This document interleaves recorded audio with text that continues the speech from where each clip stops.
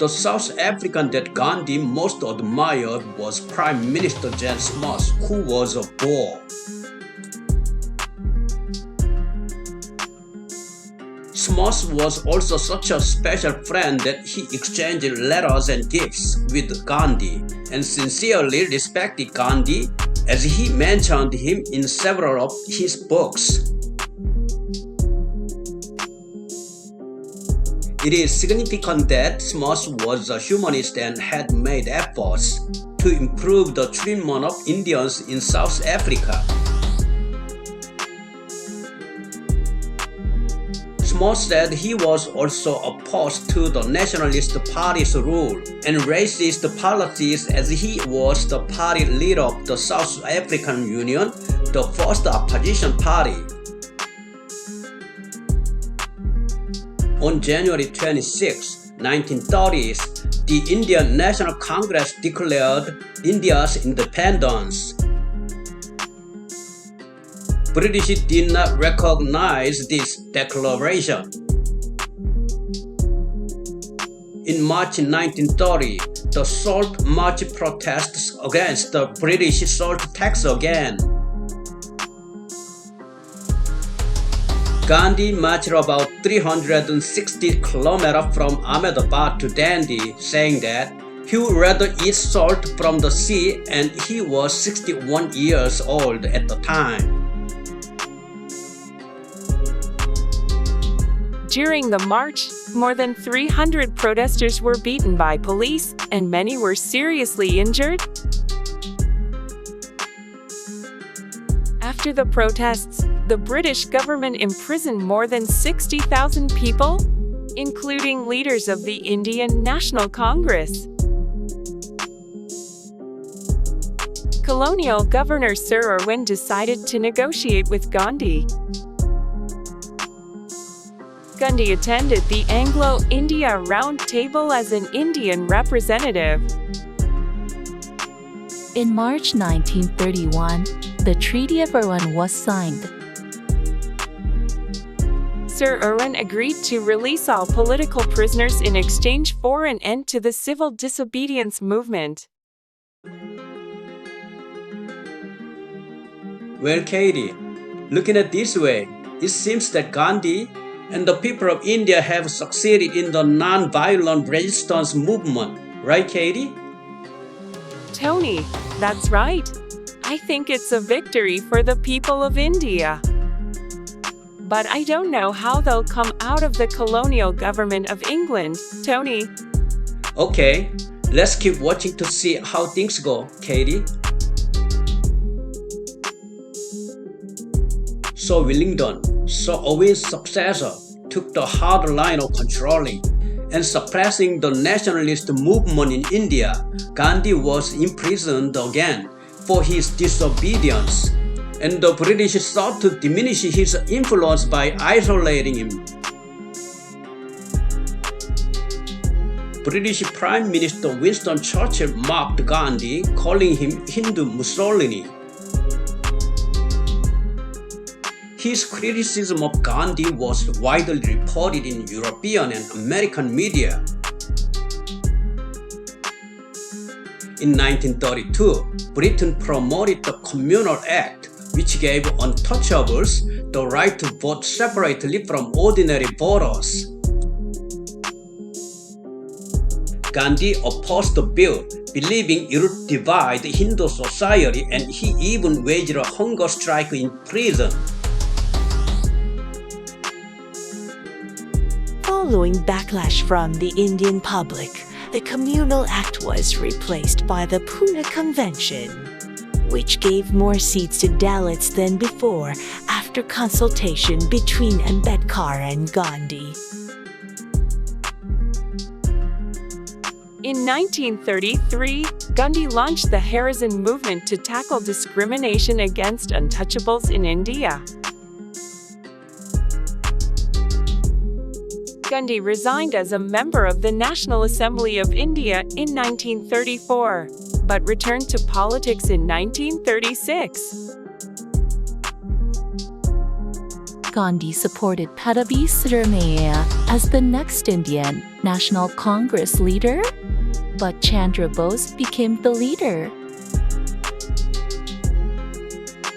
Gandhi criticized Chandra Bose for his lack of faith in non-violent resistance. Gandhi campaigned against India's participation in World War II. He believed that India could not be a party to a war fighting for freedom while its own freedom was being denied. Gandhi's campaign failed due to lack of support from the Indian public and leaders such as Sardar Patel and Rajendra Prasad. Over 2.5 million Indians were called up and joined the British Army. On the other hand, there were Indians who supported Chandra Bose and joined the Axis powers to fight for independence from Britain. In 1942, Gandhi urged Britain to quit India in his Mumbai speech calling for India's independence. The British government rejected India's immediate independence, arguing that India could only become independent after the war was over. In subsequent mass protests, the British captured Gandhi again and imprisoned him at the Aga Khan Palace in Pune. While in prison, Gandhi's wife and longtime secretary, Kasturba, died, and Gandhi himself suffered from malaria.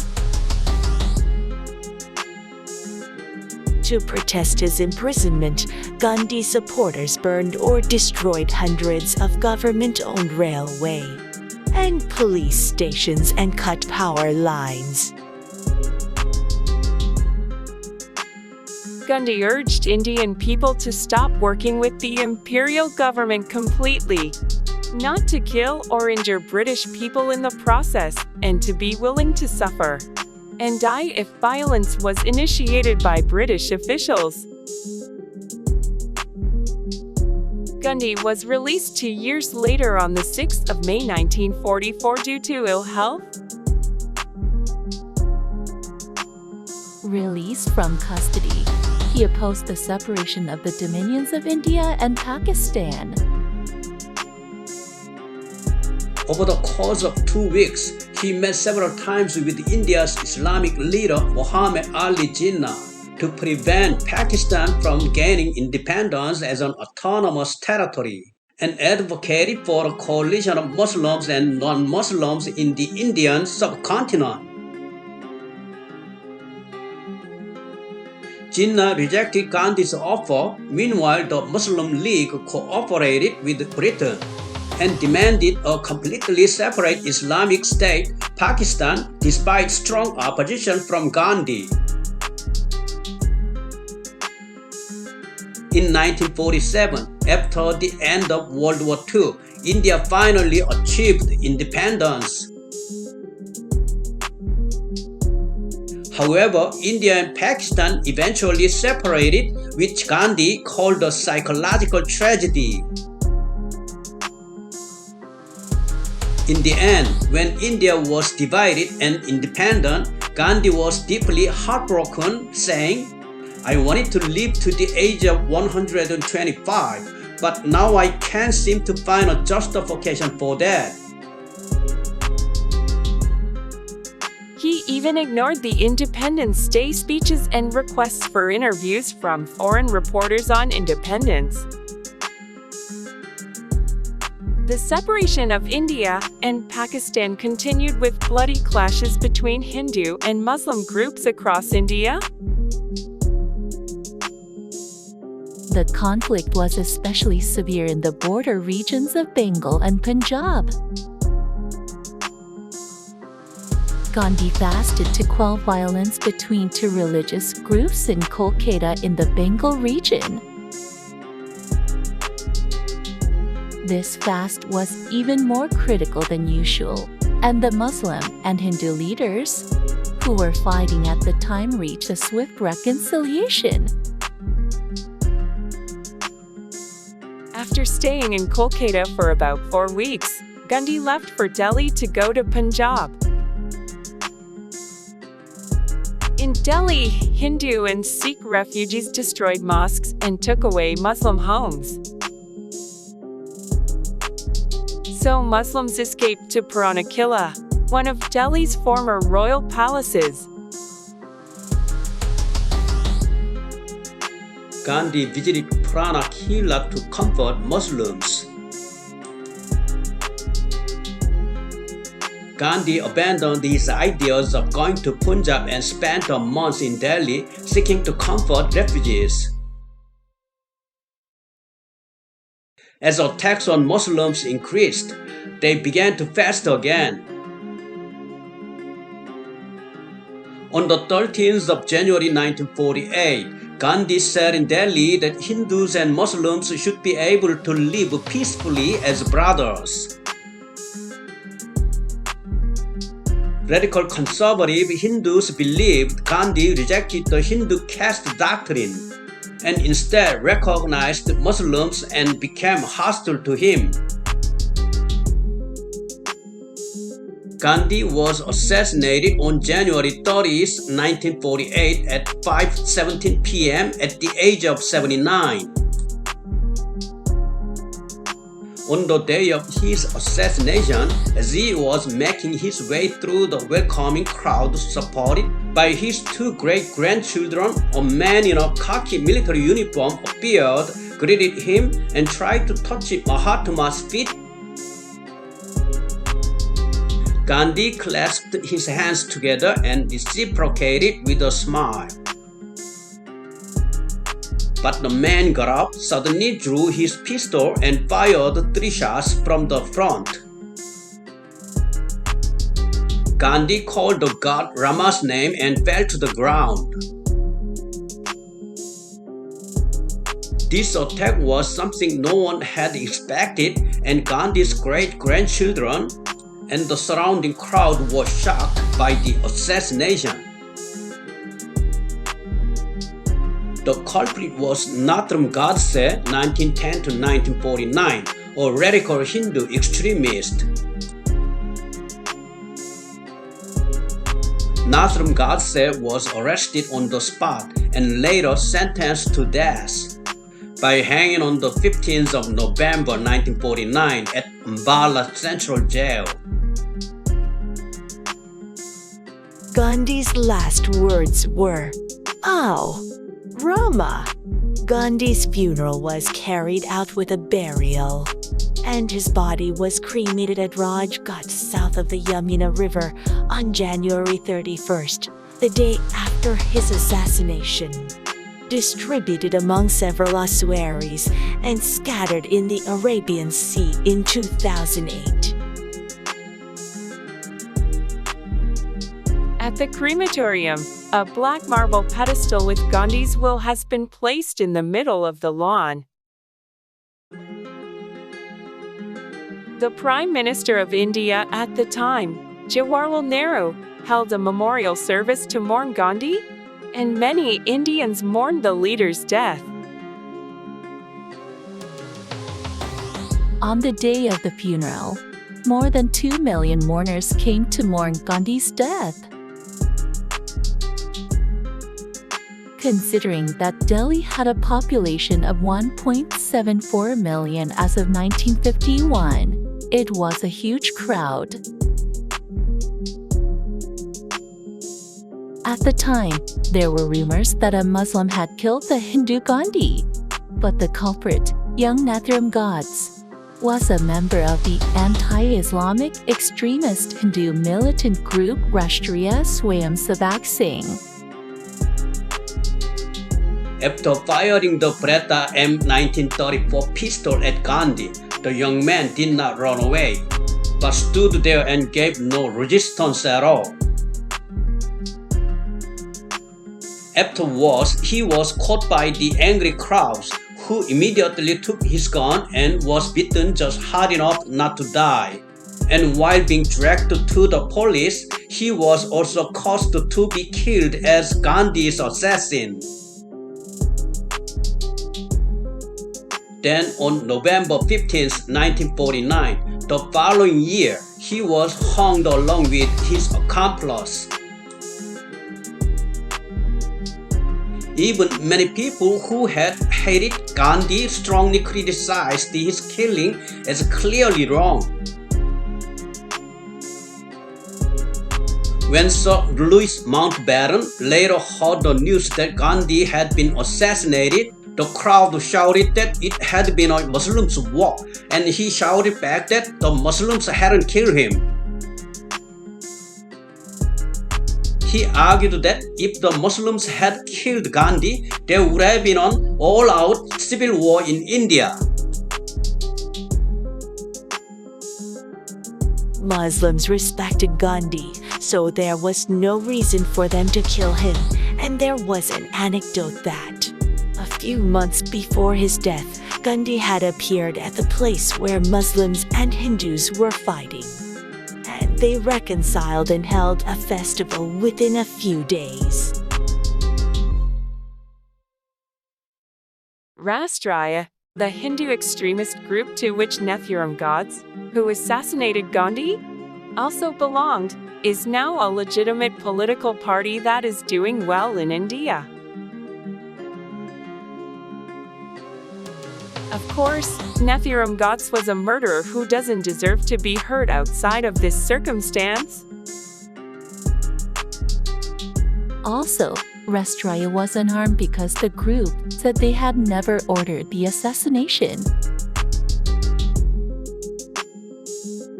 In particular, if people look at Gandhi's influence, no matter how extremist the Rashtriya group was, if they really killed Gandhi, the group would be crushed by the outraged Indian government immediately, so they had not intended to kill him. As Gandhi was supported not only by religious people but also by the vast majority of Indian people, even without the Indian government's presence, it was clear that his killers would be attacked by the angry public before being prosecuted by the government. The foundation of Gandhi's philosophy was ahimsa, no destruction of life. Gandhi rejected political violence and practiced the denial of violence through love for humanity in his political activities. His life and thoughts can be summed up in a few words: ahimsa, non-violence; satyagraha, satya, truth, plus griya, clench, grip, gripping; brahmacharya, complete control of the senses, abstinence, sick; aparagriya, not owned, no possession, and the like. In order to practice no destruction of life, Gandhi was a vegetarian all his life, and he struggled toward the truth. But his methods were non-violent, and he practiced abstinence to escape the yoke of desire and reach brahmacharya or nirvana. Although he was a devout Hindu until his death, he was interested in other religions and their doctrines and read the Bible and other scriptures a lot.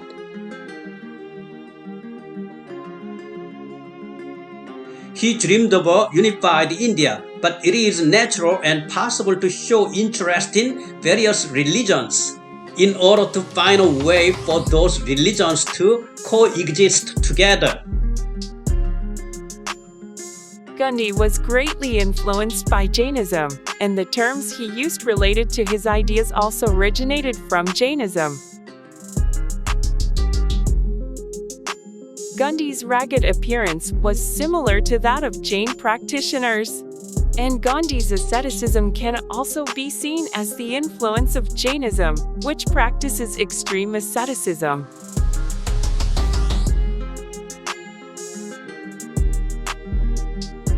Thank you for watching the video. Mahatma Gandhi Part 2 provided by History and Current Events.